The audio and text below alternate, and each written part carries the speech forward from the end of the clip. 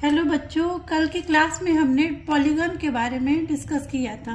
अब हमने बताया था कि पॉलीगन क्या होता है। A close figure form by the 3 और मोर लाइन सेगमेंट। अच्छा, पॉलीगन में क्या क्या आता है? जैसे ट्रायंगल हो गया, क्वाड्रिलेटरल हो गया, पेंटागन हो गया, हेक्सागन हो गया। ठीक है, तो इस टाइप के फिगर जो है वो पॉलीगन में आते हैं। अच्छा, ट्रायंगल में देखिए 3 साइड्स होती हैं, क्वाड्रिलेटरल में 4 साइड्स होते हैं और पेंटागन में 5 साइड्स होते हैं, हेक्सागन में 6 साइड होते हैं। इसी तरह और आपके फिगर पॉलीगन्स आगे बढ़ते जाएंगे। अच्छा, अब यहाँ पे देखिए, जब हम पॉलीगन की बात कर रहे हैं तो पॉलीगन में सबसे पहला पॉलीगन आपका ट्रायंगल है। ये क्या है? ये ट्रायंगल है। अच्छा, ट्रायंगल के बारे में आप जानिए कि ट्रायंगल में कितनी साइड्स होती हैं। मान लीजिए इसको हम ए बी सी, पहले इसका नेमिंग दे लेंगे। ट्रायंगल में 3 साइड्स होते हैं, एक ए बी, दूसरा बी सी और तीसरा ए सी। ये 3 साइड्स हो गए। इसके अलावा इसमें ये क्या है? 3 साइड्स होते हैं। इसके अलावा इसमें 3 वर्टेक्स होते हैं, ए बी और सी। ये क्या है? वर्टेक्स है। इसके अलावा इसमें 3 एंगल होते हैं, एंगल ए, एंगल बी और एंगल सी। ये क्या है? एंगल्स हैं। इसके अलावा यहाँ पे देखिए, हम ये भी जानते हैं कि किसी भी ट्रायंगल के 3 एंगल का सम 180 डिग्री होता है। यदि हम angle A plus angle B plus angle C को ऐड करेंगे तो इसका सम कितना होगा? 180 डिग्री होगा। अच्छा, कभी कभी आपको जैसे छोटे क्लासेस में पूछता है कि एक ट्रायंगल के जैसे इंटीरियर पॉइंट, एक्सटीरियर पॉइंट। तो जैसे मान लीजिए यहाँ पे एक ट्रायंगल है, अभी हम थोड़ा बड़ा ट्रायंगल बना के इसको दिखा रहे हैं, जैसे ए बी सी। यदि इस ट्रायंगल के अंदर कोई पॉइंट है, इसको हम पी क्यू आर कह रहे हैं, और यहाँ पे कोई पॉइंट है, इसको एक्स, यहाँ पे वाई, यहाँ पे जेड है। तो जो एक्स वाई जेड है ये आपका एक्सटीरियर पॉइंट हो जाएगा। एक्सटीरियर पॉइंट क्या हो जाएगा? एक्स वाई और जेड। और इंटीरियर पॉइंट क्या होगा? इंटीरियर पॉइंट हो जाएगा पी क्यू और आर। तो जो ट्रायंगल के अंदर है वो इंटीरियर पॉइंट है और जो ट्रायंगल के बाहर है वो एक्सटीरियर पॉइंट है। अब यहाँ पे देखिए, ये तो ट्रायंगल की बात हो गई कि ट्रायंगल में 3 साइड्स होते हैं, 3 वर्टेक्स होते हैं और एक ट्रायंगल के तीनों एंगल का सम जो होता है वो 180 डिग्री होता है। अच्छा, इसके अलावा एक और चीज, जैसे जब भी हम ट्रायंगल की बात करते हैं तो ट्रायंगल कितने टाइप के होते हैं? ट्रायंगल जो होते हैं on the basis of side, on the basis of sides there are 3 types of triangle। पहला है आपका इक्विलैटरल ट्रायंगल।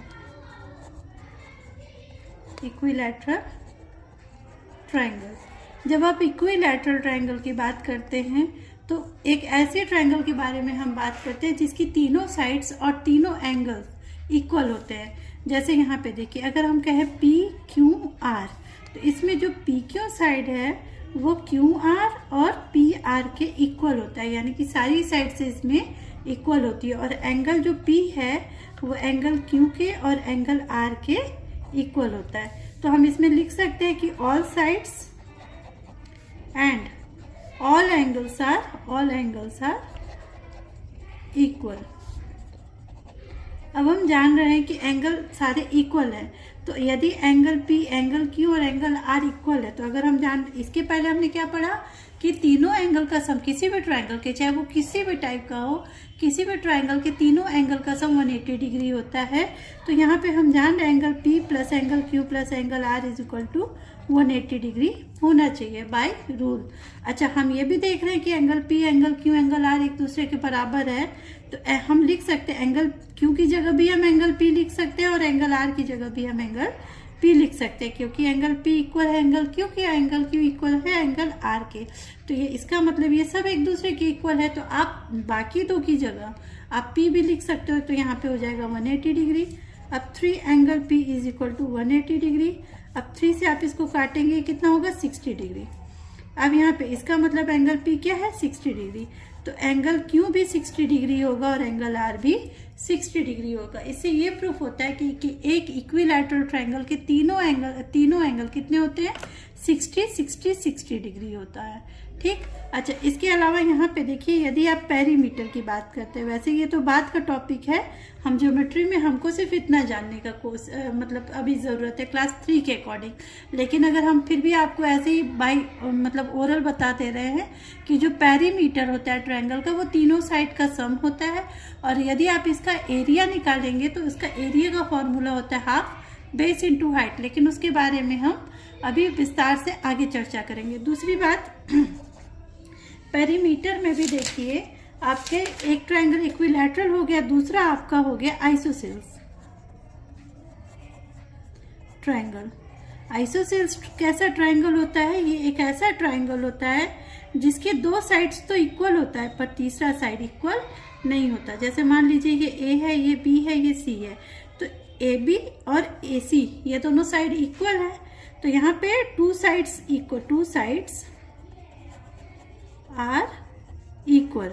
इसका मतलब इसमें दो साइड्स इक्वल होती है और एक साइड अनइक्वल होता है। इसके अलावा इसमें दो एंगल बी और एंगल सी जी, जो कि एक कॉमन बेस BC पे है, जैसे साइड AB और साइड AC का जो बेस है वो कॉमन है, तो ये आपका एंगल B और एंगल C वो क्या होगा?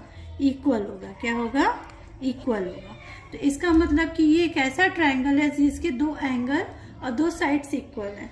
ठीक, अब यहाँ पे देखिए इसके, लेकिन इसके भी यदि आप तीनों एंगल का सम करेंगे, angle A plus angle B plus angle C, तो उसका सम आपको 180 डिग्री ही मिलेगा। अब इसके बाद आपका आता है स्केलेन ट्रायंगल।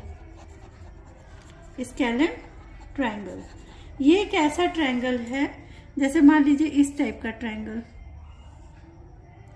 अब यहाँ पे देखिए इस ट्रायंगल में आप देख रहे होंगे कि ये साइड कोई भी एक दूसरे के इक्वल नहीं है। आप इसको एक पहले नेमिंग कर लीजिए एक्स वाई जेड। तो यहाँ पे X Y is not is equal to Y Z and Y Z is not is equal to X Z. इसका मतलब no sides and no angles are equal. इसका मतलब इसमें कोई भी साइड और कोई भी एंगल इक्वल नहीं होता, लेकिन फिर भी इसके भी तीनों एंगल का सम 180 डिग्री होगा। अब ये तो आपका हो गया triangle on the basis of side. इसके बाद आपका आता है triangle on the basis of angle. अब यहाँ पे देखिए, जब हम triangle on the basis of angle की बात करते हैं तो इसमें आपके तीन तरह के ट्रायंगल आते हैं। एक एक्यूट एंगल ट्रायंगल, दूसरा ऑब्ट्यूस एंगल ट्रायंगल, और तीसरा आपका आता है राइट एंगल ट्रायंगल। तो सबसे पहले आप राइट एंगल ट्रायंगल के बारे में जानिए। राइट एंगल ट्रायंगल ये इस तरह का एक ट्रायंगल होता है जिसमें एक बेस पे एक परपेंडिकुलर होता है और एक हाइपोटेनस होता है। इसको हम किस नाम से जानते हैं? यहाँ पे देखिए ये 90 डिग्री यहाँ पे बन रहा है। अब हम जानते हैं 90 डिग्री का एंगल कब बनता है? जब एक वर्टिकल साइड पे इस तरह के केस में बनता है, यानी कि जब एक हॉरिजेंटल प्लेन पे एक वर्टिकल प्लेन इस तरह से गिरता है, एक वर्टिकल साइड गिरती है, तो यहाँ पे जो एंगल का फॉर्मेशन होता है वो 90 डिग्री का होता है। आप जानते हो इस तरह का, ये एक क्या है? हॉरिजेंटल साइड है, हॉरिजेंटल बेस है, और इसके ऊपर एक वर्टिकल लाइन जब गिर रही है तो यहाँ पे कितने डिग्री का एंगल बनेगा, या यहाँ पे कितने डिग्री का एंगल बनेगा? वो 90 डिग्री का एंगल बनेगा। और 90 डिग्री को हम ज्योमेट्री में राइट एंगल भी कहते हैं। तो ये ट्रायंगल कौन सा ट्रायंगल है? ये आपका राइट एंगल ट्रायंगल है। तो राइट एंगल ट्रायंगल में यहाँ देखिए, ये आपका बेस है, ये आपका परपेंडिकुलर है, और ये आपका हाइपोटेनस है। ठीक, तो इसमें एक साइड आपका बेस हो गया, ये परपेंडिकुलर हो गया, ये हाइपोटेनस हो गया, और नॉर्मली इसको आप एक्स वाई जेड आप नेमिंग दे लीजिए। तो यहाँ पे तीन साइड्स हैं, और यहाँ पे जो एक एंगल होता है राइट एंगल ट्रायंगल में, any one angle is 90 degree, तभी हम इसको राइट एंगल ट्रायंगल कहते हैं। यहाँ पे भी तीन साइड्स है, तीन वर्टेक्स है और तीन एंगल्स है। तो यहाँ पे एक एंगल 90 डिग्री, एक एंगल एक्स है और एक एंगल वाई है। तो यानी कि आपका angle X plus angle Y plus angle Z जो है वो 180 डिग्री है, जिसमें से आपका एंगल जेड जो है वो 90 डिग्री है। यानी कि angle X plus angle Y plus angle 90 और जेड जो कि 90 degree is equal to 180 degree. यानी कि इस तरह के ट्रायंगल में जो आपका दो एंगल का सम होता है वो कितना होता है, 90 डिग्री होता है। एंगल एक्स और एंगल वाई को आप जोड़ेंगे या ऐड करेंगे तो कितना होगा, वो आपका 90 डिग्री होगा। दूसरा है आपका, ये तो राइट एंगल ट्रायंगल की बात हो गई। इसके बाद आता है आपका acute angle triangle. Acute angle triangle, तो जो एक्यूट एंगल ट्रायंगल है वो लगभग आपका एक तरह से आप कह सकते हैं कि इक्विलैटरल ट्रायंगल टाइप का है, जिसमें all angles are less than 90 degree. इसमें एक्यूट एंगल ट्रायंगल में जो आपका तीनों एंगल जो होता है वो 90 डिग्री से कम होता है। यही होता है आपका एक्यूट एंगल ट्रायंगल। ठीक, तो ये आपका हो गया राइट एंगल ट्रायंगल, ये हो गया आपका एक्यूट एंगल ट्रायंगल।